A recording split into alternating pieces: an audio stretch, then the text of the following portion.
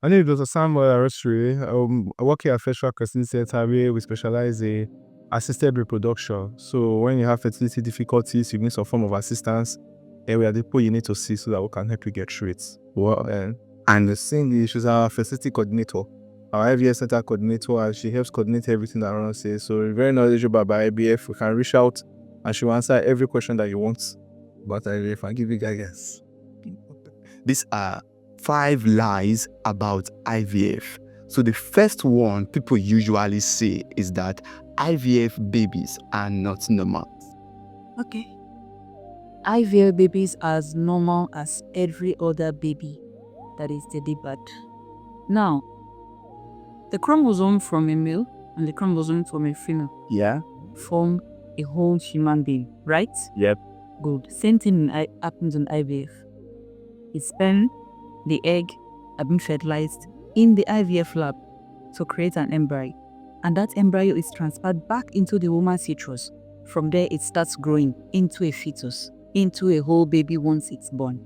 So IVF babies are as normal as every other babies delivered. All that you're saying is that even when the IVF baby selection is even being done, among all the embryos that are there, it's the best ones that are selected. The best of the best. So you can think of the first are the ones that we choose to put back into the woman's womb. So they are as normal as every other baby out there. Wow. Okay, so let's go to the second question. The second question says, you cannot do IVF after menopause. This is what people say, that you cannot do IVF after menopause. Dr. Sam, what do you have to say about that, please? In fact, the miracle of IVF has probably helped more women in menopause than even before menopause. Oh, wow. Yes, in truth, because a lot of women tend to seek help after they notice that their periods are no longer coming. Yeah. And with the miracle of IVF, unlike in the natural process where once a woman stops seeing her period, that is the end of it. If she can start crying or think of adopting or something. In this kind of situation, we can get donated eggs from a younger lady and use for that woman, and that woman will get pregnant. We have mothers that are 50 plus in the center that have gotten pregnant. If I were 56 that have gotten pregnant with IVF. Wow. Yes, and there are older women in the world that have even gotten pregnant with IVF. I think there's about 70, 80 something who's woman that has gotten pregnant with IVF. So getting to menopause is not the end. Get to the hospital, let's evaluate and tell you what options you have, and go from there to get to your pregnancy. So let's just quickly go to the third question. They said, which is what people say, the procedure is very painful. Now, if you think of the process that a woman uses to achieve pregnancy, even through intercourse with their husband, there are some emotional attachments to it. Same thing applies to IVF. There's some emotional attachments to it. IVF procedures is not painful. It's only, the use of injections make people to get that assumption that it is painful. And going further to do egg retrieval procedures make people to see that, IVF procedures are painful. But no, there are medications you take that will sedate you so you don't feel the pain when egg retrieval is done. So in all, IVF procedure is just as normal as you trying to get pregnant in the natural way. Sometimes people often add that injection that I'm taking, because I haven't had someone tell me that today. At the end, that the injections for IVF, there are very many and very fearful. Then I asked, so you have malaria, don't you take injections? When there are infections, don't you take injections? Yeah. And so usually for those situations, the pain, they are regulated. We try as much as possible to keep it pain-free for you, so that you just come in, get your procedure done. In fact, the pain you are going to feel is nothing as much as we can do. And what it is, nothing as much as we can do. We try to keep it as safe. So there have been proper analysis to ensure that this is healthy and not causing any harm to anybody. So you've heard from the specialists themselves. Adding to that, I've heard many patients say before they came in, they thought IVF procedure was so painful and tedious. Not until they embarked on the procedure and they found out that, it's just so easy. They felt it was going to be painful, they will feel so much pain, and it will even amount to some issues. But fortunately for them, when they came, they went through the procedure and they said, it's just as normal as me trying to sleep with my husband and get pregnant.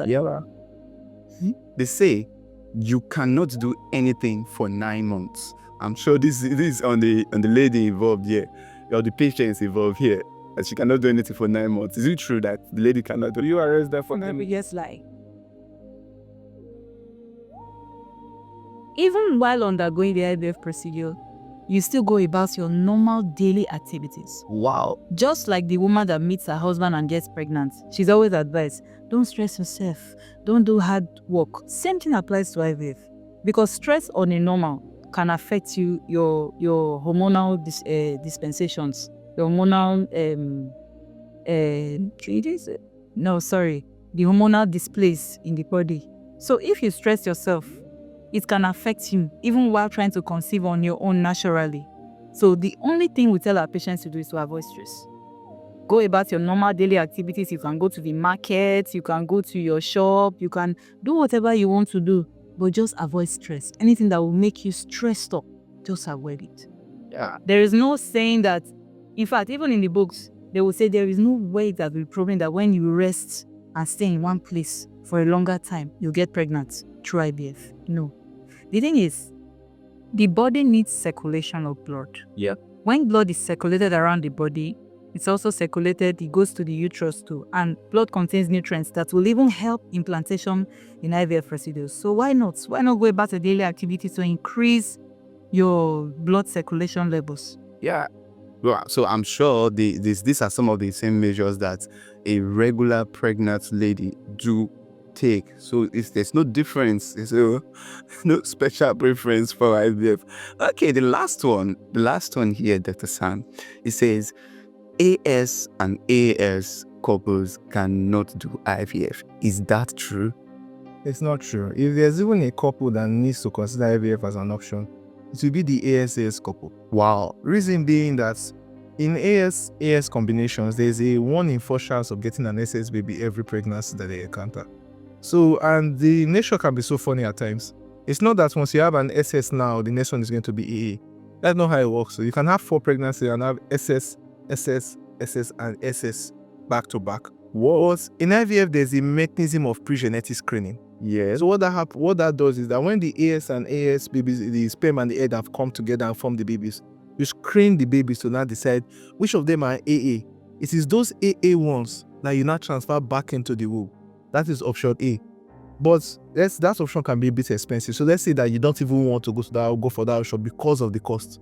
And let's now look at other options. For people that don't mind the use of donors, we have the option of using a donated AA egg for that procedure, which means that the baby will either be an AA or an AS baby. If that option is too expensive for you, we can now come down to the option of a denoted AA sperm. So it will still be an AA or an AS combination. So there are different price options, different routes that an AAS and AS woman can actually take. So yes, we may say ASAS should not get married, but if they must, and if it does happen, there are options to mitigate giving birth to a sickler. Oh, wow. Wow, with this option of IVF specialists being able to determine what they want, like you could say this is what you want, this is in terms of after this is pre-genetic comparison or screening. So are you guys God? This is not the answer to that one, no. Oh, are you the real demigod that they say that is stated in the Bible? So everything is still God related. Nature has given man the power to do many things, but man cannot create a human being. So nature still decides implantation. Yeah. We cannot go there and and force the embryos to implant. Nature still determines that. Even so, God is the ultimate. Yeah. Man can only try and try and try, but whatever nature says will work, that is what will work. So we owe IVF to God. It's a miracle. IVF is a miracle. It's the latest miracle. So I believe everybody should embrace, every couple trying to conceive and have tried so many means should embrace IVF. It's an easy way to get pregnant, even for those people that are menopausal. Yeah. It gives them the hope of carrying a pregnancy. I've had a patient that said, I didn't know how sweet it was to be pregnant until I became pregnant. And she always shared her testimony. So I believe with God, all things are possible. Yeah, yes. Yeah, that is so true. Here at the First Rank Fertility Center, you see everything happens here from the beginning of the procedure to high success rates. You can see they're talking about testimonies from patients who have successfully done the procedure here. So you see all handles, websites concerning First Rank Fertility Center, and you see the social media handles for Dr. Sam. I'm sure if Dr. Cindy gives me else, you see that all of them tagged to this video.